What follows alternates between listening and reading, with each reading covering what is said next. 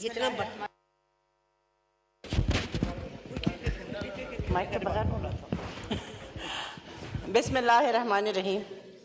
जनाब स्पीकर, बहुत बहुत शुक्रिया, आपने बात करने का मौका दिया।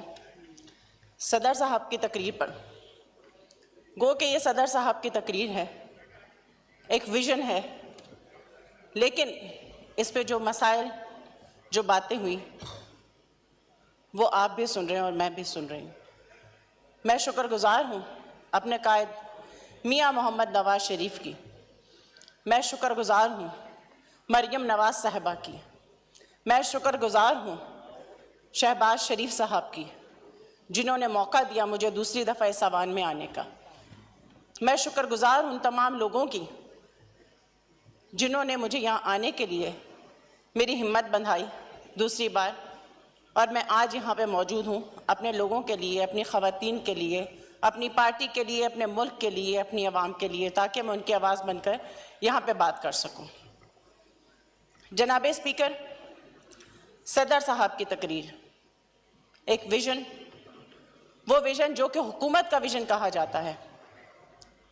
जनाब स्पीकर, आसिफ अली जरदारी साहब को मैं मुबारकबाद पेश करूँगी कि वो दूसरी दफ़ा सदर पाकिस्तान मुंतखब हुए। अल्लाह ने उन्हें मौका दिया और उम्मीद करती हूँ कि वो पाकिस्तान के लिए बेहतरीन सदर साबित होंगे। आसिफ अली जरदारी साहब पहले भी सदर के ओहदे पे फाइज रहे और अच्छे सदर साबित हुए, और अभी भी ये उम्मीद है कि तमाम पार्टीज़ को लेके अपने मुल्क का एक आइनी ओहदा संभालते हुए वो एक अच्छा किरदार प्ले करेंगे इंशाअल्लाह। जनाब स्पीकर, बहुत सारी बातें हो रही हैं। मैं तो यहाँ शुरू करूँगी 1992 से। वर्ल्ड कप जो हमारे सर पे जीत का निशान था, लेकिन 2024 तक वो जीत का निशान हमारे लिए क्या रंग लेकर आया, ये एक सवालिया निशान है। जनाब स्पीकर, जो कुछ इस वर्ल्ड कप ने देना था इस नौजवान नस्ल को, ये नौजवान नस्ल जिसने पाकिस्तान को बनते हुए नहीं देखा, 1970 से लेके 80, 90, 2000, 10, 20 और आखिर में 24, जो नौजवानों से लेके बुढ़ापे तक की उम्र को पहुंच जाया करते हैं, लेकिन 1947 का पाकिस्तान बनते हुए जिन्होंने नहीं देखा, वो एक फेम के चक्कर में पड़ गए।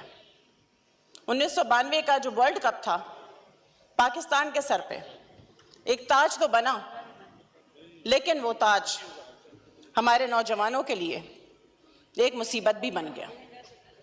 जनाब स्पीकर, होना तो यह चाहिए था कि ये नौजवानों के लिए हिम्मत, हौसला, कामयाबी का दर्स देते, स्पोर्ट्समैनशिप का मुजाहरा करते, जज्बा और जुनून का मुजाहरा करते पाकिस्तान की तरक्की के लिए, पाकिस्तान के नौजवानों के लिए। लेकिन सब कुछ उलट, तनकीद, इख्तलाफ, मुस्बत सोच का ना होना, अपोजिशन पे ताने, ये सब कुछ होता रहा। शेरवानी का शौक उन्हें ले डूबा उन्हें शेरवानी का शौक, लेकिन पाकिस्तान को भी ले डूबा। जनाब स्पीकर, ये पाकिस्तान हमें नहीं चाहिए था। हमारा नौजवान जिसको रोजगार चाहिए, हमारा नौजवान जिसको अपना मुस्तकबिल चाहिए, हमारा नौजवान जो आने वाले पाकिस्तान का मेहमान है, तो फिर क्या दिया हमने उनको? 200 अरब का लारा क्या दिया? 200% से ज्यादा कर्जों का बोझ क्या दिया? 350 डैम, 1 अरब दरख्त, बिलियन ट्री, 1000 यूनिवर्सिटियां, 50 लाख घर, 1 करोड़ नौकरियां, महंगाई का खात्मा, वीआईपी कल्चर का खात्मा। जनाब स्पीकर, कहाँ है वो वीआईपी कल्चर का खात्मा? जरा मुझे भी नजर नहीं आया वो वीआईपी कल्चर का खात्मा जो हमारे नौजवानों को गुमराह करता रहा। क्या किया गया? हेलीकॉप्टर में सवारी हमारे नौजवानों ने तो नहीं की, वीआईपी कल्चर का खात्मा तो नहीं हुआ, गवर्नर्स हाउस को यूनिवर्सिटी तो नहीं बनाया गया। क्या हुआ? यहाँ पे खड़े होकर बात करते हैं और बात करते हैं 6 महीने साल असेंबली में ना आकर मराहत ली जाती हैं अवाम के पैसों पर, अवाम के टैक्स पेयर पर। आप यहाँ पे आके मराहत भी लेते हैं और बातें भी करते हैं। क्या दिया आपने अवाम को? गैर मुल्की आके नौकरियां लेंगे यहाँ पर, कहाँ है वो नौकरियां? मुझे बताया जाए कि वो नौकरियां कहाँ है जहाँ पे यहाँ पे आके गैर मुल्की नौकरियां तलाश कर रहे हैं। सारे कर्जे खत्म कर दिए जाएंगे। 4 सबर करो 4 साल 3.5 साल क्या दिया? 4 वजीर खजाना तब्दील हो गए। कोई पॉलिसी तो थी नहीं आपके पास जो वजीर खजाना तब्दील होते या नहीं होते। असद उमर से लेकर शौकत अजीज तक, माशाल्लाह क्या बात है आपकी।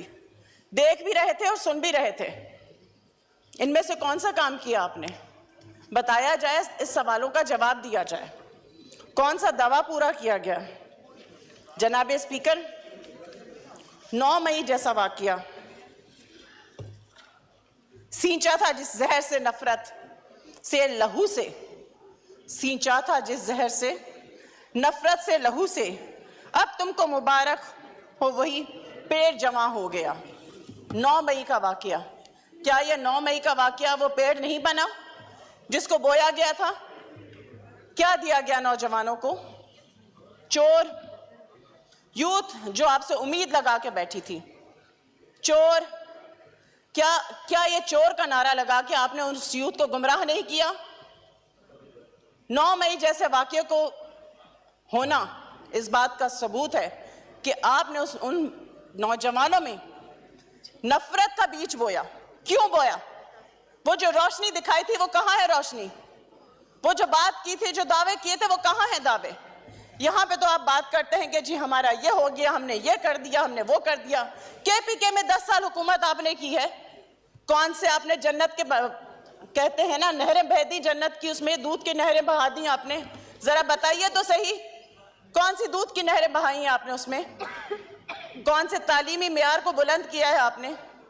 हेल्थ रिफॉर्म्स बनाई गई हैं वहां पर, ये तो बता दिया जाए। कहा गया झुल्लू फेरा गया है।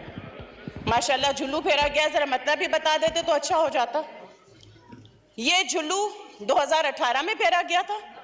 हमें तो यह भी नहीं पता था कि फॉर्म 27 के बारे में आपकी क्या राय है, और फॉर्म 27 का फिर आपने एक नया नारा बुलंद कर दिया। कभी आप 3 हलकों की बात करते हैं, कभी आप 47 की बात करते हैं, कभी 45 की बात करते हैं, कभी 3-4 हलकों को लेकर बैठते हैं जो 2013 से लेकर 24 तक मुहित हुआ, और उसके बाद 18 से लेकर अभी 24 में फिर मुहित हो गया। ये क्या तरीकेकार है? ये आप अवाम को मुंह दिखा रहे हैं। इस अवाम ने आपको यहाँ भेजा है, इस अवाम ने आपको यहाँ पे लेकर आए हैं, ये अवाम के वोटों से आप यहाँ आए हैं, तो फिर किस तरह आप बात कर सकते हैं यहाँ पर? ये कौन सा तरीका हैगा? केपीके का इलेक्शन माशाल्लाह वो बिल्कुल ठीक है, क्योंकि वहां झुल्लू नहीं फेरा गया। यहां पे पंजाब का इलेक्शन, सिंध का इलेक्शन, जनाब क्या है, झुल्लू फेरा गया। ये आपके लिए ही है, बाकी सबके लिए नहीं है। 2018 में जो आरटीएस बंद हुए थे वो क्या था? अरे काम करके दिखाते ना, क्यों नहीं दिखाया? 3.5 साल काम करके आपने, आप तो नफरत का बीज बोते रहे नौजवान बच्चे और बच्चियों के दिलों में। क्या तरीकेकार था वो? क्यों आपने अपना फेम इस्तेमाल किया? क्यों उनको दिखाए ऐसे ख्वाब? नहीं दिखाते ऐसे ख्वाब जो 9 मई की सूरत में सामने आते हैं। जनाब स्पीकर, पंजाब की वजीर आला जिस दिन से उन्हें वजारत का वोट लिया, जिस दिन से उन्होंने वजीर आला बनी, जनाब स्पीकर, वो अपने घर पे नहीं गई, उन्होंने उसी दिन से अपना ऑफिस संभाला और काम करना शुरू हुई। कोई ऐसा नहीं रहा जहां पे उन्होंने रिफॉर्म्स ना की हों। तालीमी, सेहत, लोगों के लिए, अवाम के लिए वो खड़ी हो गई और अल्लाह ने उन्हें मौका दिया। और यहाँ पे वजीर आला की तकरीर सुनते हैं कि मैं माफ नहीं करूंगा, मेरे इलाके को बिजली चोर ना कहा जाए, 800 अरब रुपए देने हैं लेकिन चोर ना कहा जाए। क्यों भाई? बिजली के बिल नहीं देने? शुक्रिया। मैं नाराज। माइक खोलें, वाइंड तो अप करें मौका मिला प्लीज। है बात करने का मौका दीजिए। जी जी जनाब स्पीकर, सोशल मीडिया पे मेरी कायद मरियम नवाज के हवाले से जो कुछ किया गया, मैं इसकी शदीद मुज़म्मत करती हूँ। उनकी वहां पुलिस की वर्दी पहनने पर जो कुछ सोशल मीडिया में किया गया, मैं उसकी शदीद मुज़म्मत करती हूँ और यह इस्तदा करती हूँ आपसे कि ऐसे लोगों को। शुक्रिया शुक्रिया।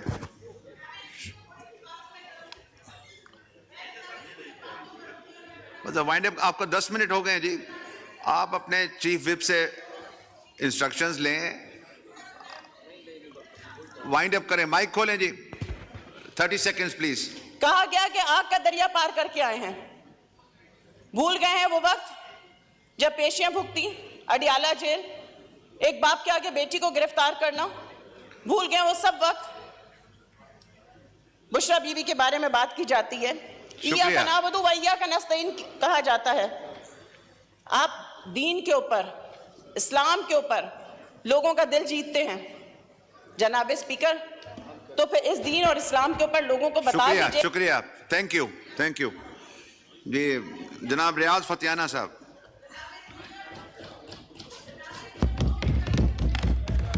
शुक्रिया।